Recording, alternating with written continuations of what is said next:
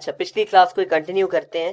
میں آپ کو اگزامپلس کچھ دے رہا تھا کہ اب میں نے آپ کو پہلے بتا دیا شروع کے اندر ہی ہم بات کر رہے ہیں کہ ہم بیسس کی بات کر رہے ہیں, توحید ایسپیکٹس کی بات کر رہے ہیں جو ہم نے کر لیا ہے.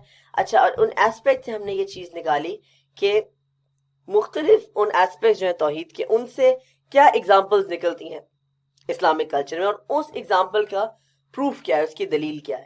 تو جو میں نے توحید کی بات کی کہ جی اسلام کے اندر ایٹرنل ہے اور ہیومنزم ہے اور وہ سب, تو اس سے ہمیں نکلتا ہے کہ اسلام میں ایک جو کلچر میں چیز ہے وہ ہے ماڈسٹی. ماڈسٹی, اپنے آپ کو ہمبل رکھنا, اپنے آپ کو ڈھانپ کر رکھنا, اور شو نہ مارنا زیادہ, ایسا نہ کرنا کہ پتہ نہیں ہم کیا ہے, زمین پر خدا نہ بننا. That is modesty. And the best example of that is the hijab. That Allah Ta'ala subhanahu wa ta'ala says that you should look very beautiful and you have the right to dress up.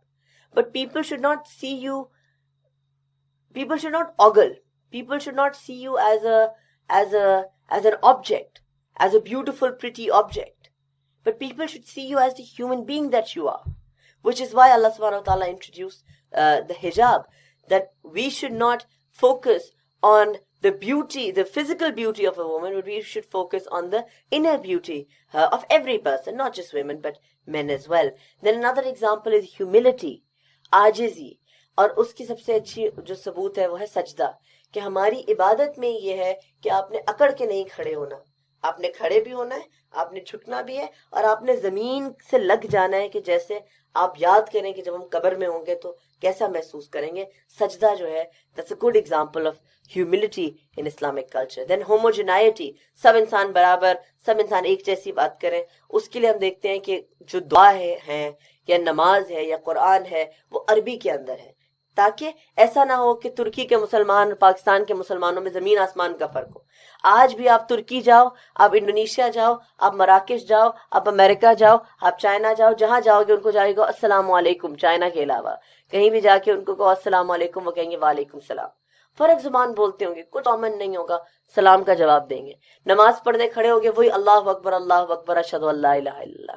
سو ایک commonality اور ہوموجنائٹی Islamic culture کی آپ دیکھتے ہو use of the Arabic language میں. اور آخر میں ایک بات میں کہوں گا کہ اوبیڈینس ٹو رسول اللہ صلی اللہ علیہ وسلم, اور ہر چیز میں, ہر قانون سے اوپر ہماری محبت رسول خدا صلی اللہ علیہ وسلم سے, یہ آپ کو نظر آتی ہے اسلامک کلچر کے اندر. جیسے آپ دیکھتے ہو کہ ڈیلی لائف میں ہم کوئی چھوٹا سا کام بھی کر رہے ہو تو ہم کہتے ہیں کہ سنت کے مطابق کریں. پانی پینا ہے بیٹھ کے پئیں, داڑھی ہے تو چلو رکھ لیں, سنت کے مطابق ہو جائے گی. اگر ہم کوئی کھانا کھانے لگے ہیں تو دائیں ہاتھ سے کھائیں. تو یہ چھوٹی چھوٹی چیزیں سنت کی ہم اپنی زندگی میں ڈالتے رہتے ہیں. کیوں؟ کیونکہ ہمارے لیے سب سے ضروری جو قانون ہے وہ قانون ہے جو ہمارے خدا کا اور ہمارے رسول اللہ صلی اللہ علیہ وسلم کی سنت کا قانون ہے. تو یہ ایگزامپل اور پروف ہو گئے. آخر میں قائد اعظم محمد علی جناح کی جو اسٹیٹمنٹ ہے وہ آپ کو بتاؤں گا. اسلامک کلچر جو ہے اس کو سمجھنے کے لیے یہ بہترین اسٹیٹمنٹ ہے جو انہوں نے غالباً 1940 میں دی تھی, کہ اٹ از اے ڈریم, یہ ایک خواب ہے, ایک مفروضہ ہے, that Hindus and Muslims can ever evolve a common nationality. We belong to different religious philosophies, social customs and literatures.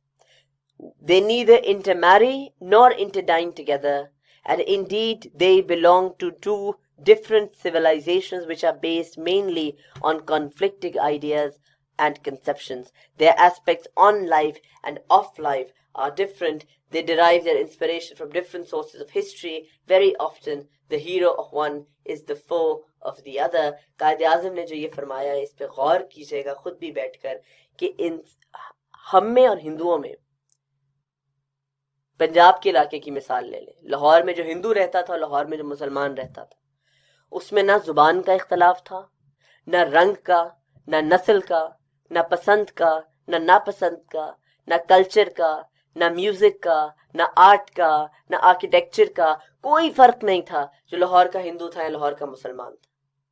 پھر کیسے ہو؟ اور لاہور میں عیسائی بھی تھے, لاہور میں سکھ بھی تھے. اب ہندو, سکھ, عیسائی, مسلمان, جین, بدھ, یہ سارے رہ رہے ہیں. تو کیا ہوا کہ مسلمانوں نے کہا کہ تم سب علیحدہ اور ہم علیحدہ ہیں. کیوں؟ اس کا جواب قائد اعظم نے یہ دیا ہے کہ ہم جس سیولائزیشن کا حصہ ہیں, جس کلچر کا حصہ ہیں, وہ کلچر, وہ سیولائزیشن انڈین کلچر اور انڈین سیولائزیشن نہیں ہے, وہ اسلامک کلچر اور اسلامک سیولائزیشن ہے.